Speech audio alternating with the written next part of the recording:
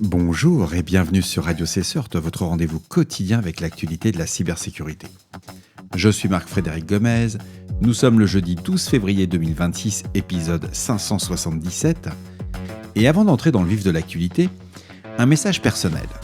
Je tiens à remercier Sébastien de Security Scorecard, auditeur fidèle de Radio Cesseur depuis les tout premiers épisodes, pour son invitation à la conférence Odyssée 2026. L'événement était consacré à la compromission de la supply chain et j'ai eu l'opportunité ainsi que l'honneur de présenter les risques liés à la compromission des fournisseurs. Un grand merci à Ophélie pour toute son organisation qui était impeccable. Le traiteur était juste une dinguerie, un Paris-Brest. Je suis vraiment fan du Paris-Brest, c'est comme la raclette, c'est des choses, c'est indispensable d'apprécier ce type de dessert. Et ouais, c'est une bonne dinguerie. Mais revenons à l'essentiel, nous sommes comme là pour parler de cyber. Alors au programme, on a 4 nouvelles techniques de manipulation des fichiers raccourcis Windows LNK. Ça a été présenté lors du Wild West Hacking Fest qui permet de masquer intégralement la cible réelle d'un raccourci. Microsoft refuse de les qualifier de vulnérabilité.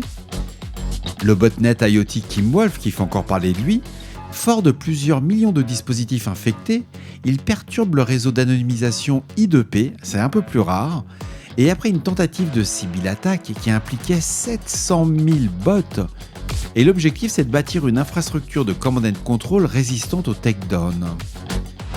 Enfin, la CISA enrichit son catalogue Kno Exploited Vulnerabilities, le KEV, de 4 nouvelles failles activement exploitées, touchant Microsoft Configuration Manager, Notepad++, SolarWinds Web Helpdesk et des produits Apple.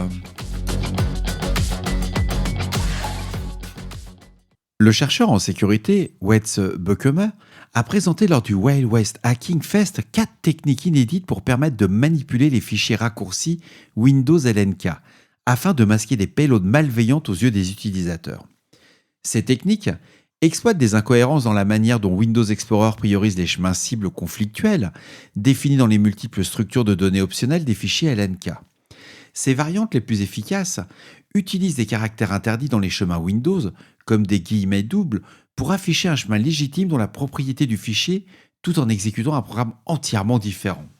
La technique la plus critique repose sur la manipulation de la structure environnement variable datablock en ne renseignant que le champ cible à NSI et en laissant le champ Unicode vide. Une attaque peut afficher une cible fictive telle que invoice.pdf dans la fenêtre de propriété, tout en exécutant en réalité un PowerShell ou toute autre commande malveillante.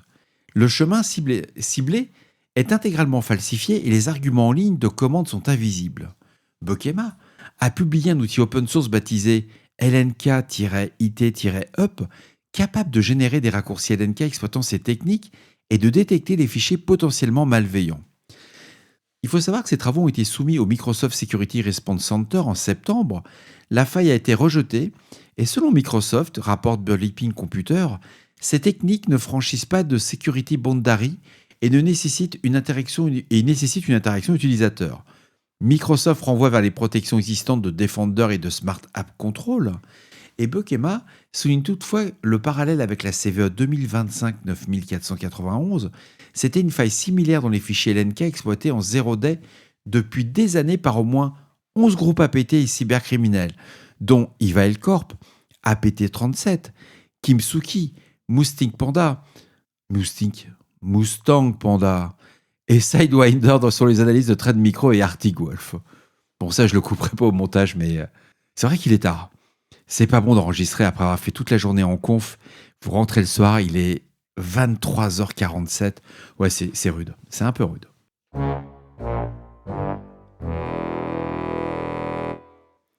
Le botnet IoT Kimwolf, apparu fin 2025 et comptant plusieurs millions de dispositifs infectés, perturbe depuis début février le réseau d'anonymisation I2P. Selon Krebs and Security, les opérateurs du botnet ont tenté de connecter environ 700 000 bots dans le nœud du réseau, provoquant ce qu'on appelle une cyberattaque massive contre une infrastructure qui ne compte en temps normal que de 15 000 à 20 000 dispositifs actifs. D'après Lance James, fondateur de la société Unit 221B et créateur originel de I2P,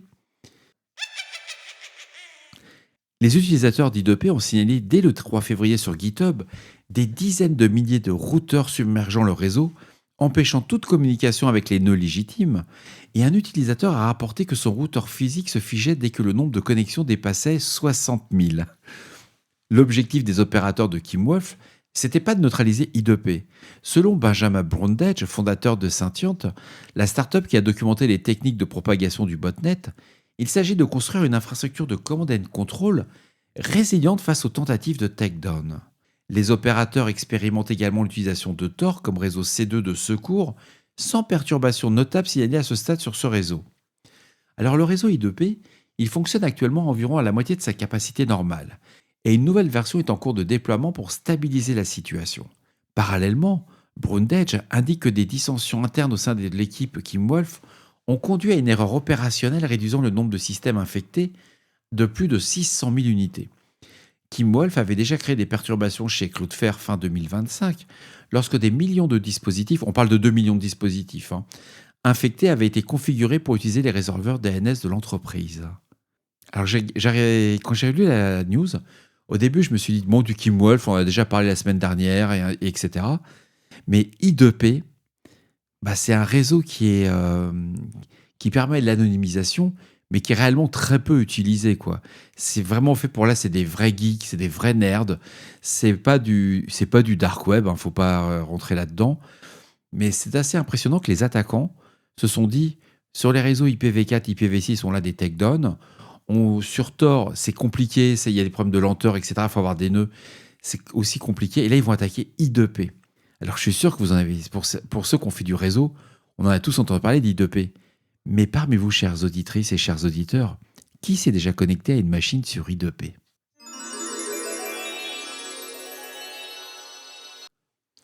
La CISA a ajouté ce 12 février 4 nouvelles vulnérabilités à son catalogue Kev, sur la base de preuves d'exploitation actives.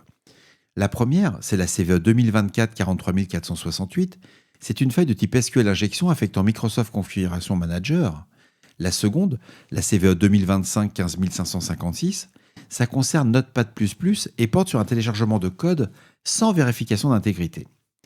La troisième, la CVE 2025-40536, c'est une Security Control Bypass dans SolarWinds Web Helpdesk.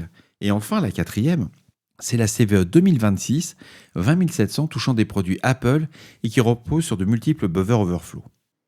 Ces 4 vulnérabilités sont considérées par la CISA comme des vecteurs d'attaque fréquemment exploités par des acteurs malveillants, représentant un risque significatif pour les infrastructures fédérales américaines, mais aussi les entreprises, et leur inscription au catalogue Kev implique pour les agences fédérales l'obligation d'appliquer les correctifs dans un délai prescrit. Bref, vous l'aurez compris.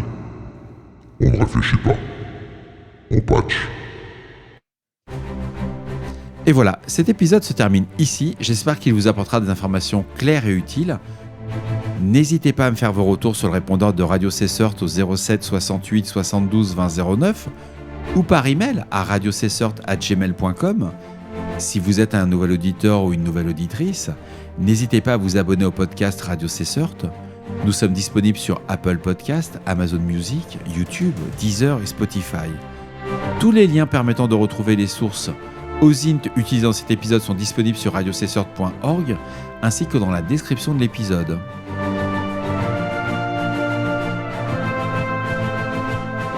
À demain. Au revoir.